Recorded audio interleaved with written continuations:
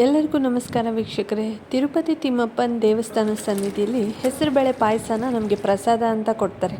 ಹೇಗೆ ಮಾಡ್ತಾರೆ ಅಂತ ಗೊತ್ತಾ?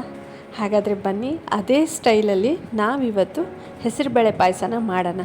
ಅದಕ್ಕಿಂತ ಮುಂಚೆ ಯಾರೆಲ್ಲ ನಮ್ಮ ಚಾನಲ್ಗೆ ಸಬ್ಸ್ಕ್ರೈಬ್ ಆಗಿಲ್ವೋ ದಯವಿಟ್ಟು ಸ್ಕ್ರೀನ್ ಮೇಲೆ ಕಾಣ್ತಾ ಇರೋ ಸಬ್ಸ್ಕ್ರೈಬ್ ಬಟನ್ನ ಪ್ರೆಸ್ ಮಾಡಿ, ಹಾಗೆ ನಮ್ಮ ಚಾನಲ್ಗೆ ಸಬ್ಸ್ಕ್ರೈಬ್ ಆಗಿ ಅಂತ ಹೇಳ್ತಾ ಬನ್ನಿ, ಹಾಗಾದರೆ ಹೇಗೆ ಮಾಡೋದು ಅಂತ ನೋಡೋಣ. ಮೊದಲಿಗೆ ನಾನಿಲ್ಲಿ 1 ಕಪ್ಪಷ್ಟು ಹೆಸರುಬೇಳೆನ ತೊಗೊಂಡಿದ್ದೀನಿ. ಇದನ್ನು ಸ್ವಲ್ಪ ನೀರು ಹಾಕಿ ಚೆನ್ನಾಗಿ ವಾಶ್ ಮಾಡ್ಕೊಳ್ಳೋಣ. ಯಾಕಂದರೆ ಹೆಸರುಬೇಳೆ ಪಾಯಸ ತುಂಬ ಈಸಿಯಾಗಿ ಮನೆಗೆ ಯಾವ ಗೆಸ್ಟ್ ಬಂದರೂ ಬೇಗನೆ ಮಾಡಿಕೊಡ್ಬೋದು. ನಂತರ ನಾನು ಇದನ್ನು ಒಂದು ಕುಕ್ಕರ್ಗೆ ಹಾಕಿ 1-2 ವಿಷಲ್ನಷ್ಟು ಕೂಗಿಸ್ಕೊತಾ ಇದ್ದೀನಿ.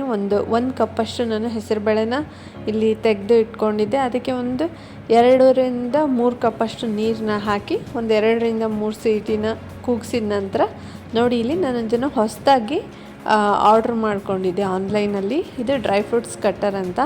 ನೀವು ಕಟ್ ಮಾಡಬೇಕಾದ ಅವಶ್ಯಕತೆಯೇ ಇಲ್ಲ. ಇದರೊಳಗಡೆ ನೀವು ಡ್ರೈ ಫ್ರೂಟ್ಸ್ನ ಹಾಕಿ ಈ ರೀತಿ ತಿರುಗ್ತಾ ಇದ್ದರೆ ನಿಮಗೆ ಡ್ರೈ ಫ್ರೂಟ್ಸ್ ತುಂಬಾ ಚಿಕ್ಕದಾಗಿ ಕಟ್ ಆಗ್ತಾ ಹೋಗುತ್ತೆ. ನಾನಿದು ಆನ್ಲೈನಲ್ಲಿ ನೋಡಿ ಪರ್ಚೇಸ್ ಮಾಡಿದ್ದು. ನಿಮ್ಗೆ ಇಷ್ಟು ಚಿಕ್ಕದಾಗಿ ಕಟ್ ಮಾಡೋದು ಬೇಕಿಲ್ಲ, ನೋಡಿ ಹೀಗೆ ಬಂದಿದೆ. ನೀವು ದೊಡ್ಡದಾಗಿ ಕಟ್ ಮಾಡ್ಬೋದು. ನೋಡಿ, ನಾನು ಸ್ವಲ್ಪ ಕೊಬ್ಬರಿನೂ ತುರಿದು ಇಟ್ಕೊಂಡಿದ್ದೀನಿ, ಒಣ ಕೊಬ್ಬರಿನ. ನಂತರ ಇಲ್ಲೊಂದು ಚಿಕ್ಕ ಬಾಣಲೆಗೆ ನಾನು ತುಪ್ಪನ ಹಾಕಿ ಈಗ ಗೋಡಂಬಿ ಮತ್ತು ದ್ರಾಕ್ಷಿನೂ ಕೂಡ ಸ್ವಲ್ಪ ತುಪ್ಪದಲ್ಲಿ ಹುರಿದು ಇಟ್ಕೋತಾ ಇದ್ದೀನಿ. ಹಾಗೆ ನಾನು ಸ್ವಲ್ಪ ಪುಡಿ ಮಾಡಿರ್ತಕ್ಕಂಥ ಈ ಬಾದಾಮಿನ ಏನು ಕಟ್ ಮಾಡಿ ಇಟ್ಕೊಂಡಿದ್ದೆ ಕೂಡ ಅದನ್ನು ಕೂಡ ಹಾಕಿ ಸ್ವಲ್ಪ ಹುರಿತಾ ಇದ್ದೀನಿ ತುಪ್ಪದಲ್ಲಿ.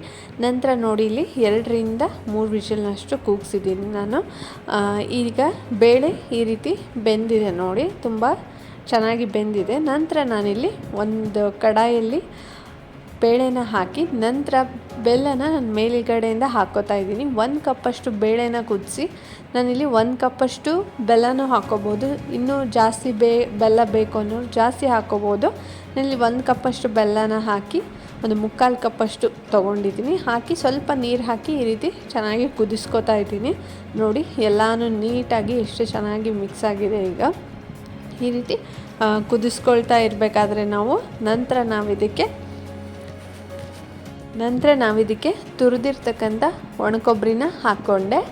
ನಂತರ ನಾನು ಇದಕ್ಕೆ ಸ್ವಲ್ಪ ಚೆನ್ನಾಗಿ ಮಿಕ್ಸ್ ಮಾಡಿದಾದಮೇಲೆ ಈ ಡ್ರೈ ಫ್ರೂಟ್ಸ್ನೇನೋ ಹುರಿದಿಟ್ಕೊಂಡಿದ್ವಲ್ಲ ತುಪ್ಪದಲ್ಲಿ, ಅದನ್ನು ಕೂಡ ಸೇರಿಸ್ಕೊಳ್ಳೋಣ. ನೋಡಿ, ಈಗ ಚಿಕ್ಕದಾಗಿ ಕಟ್ ಮಾಡಿರ್ತಕ್ಕಂಥ ಬಾದಾಮಿ ಹಾಗೆ ಗೋಡಂಬಿ ದ್ರಾಕ್ಷಿನ ಹಾಕೋತಾ ಇದ್ದೀನಿ.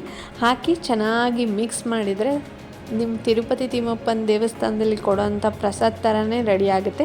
ಇದಕ್ಕೆ ನಾನು ಯಾವುದೇ ರೀತಿ ಹಾಲನ್ನು ಬಳಸಿಲ್ಲ. ಹಾಲನ್ನು ಬಳಸದೇ ಇದ್ದರೆ ಆ ರೀತಿ ಟೇಸ್ಟ್ ಬರುತ್ತೆ. ಹಾಲು ಬಳಸಿದರೆ ಟೇಸ್ಟೇ ತುಂಬ ಡಿಫ್ರೆಂಟಾಗಿ ಬರುತ್ತೆ.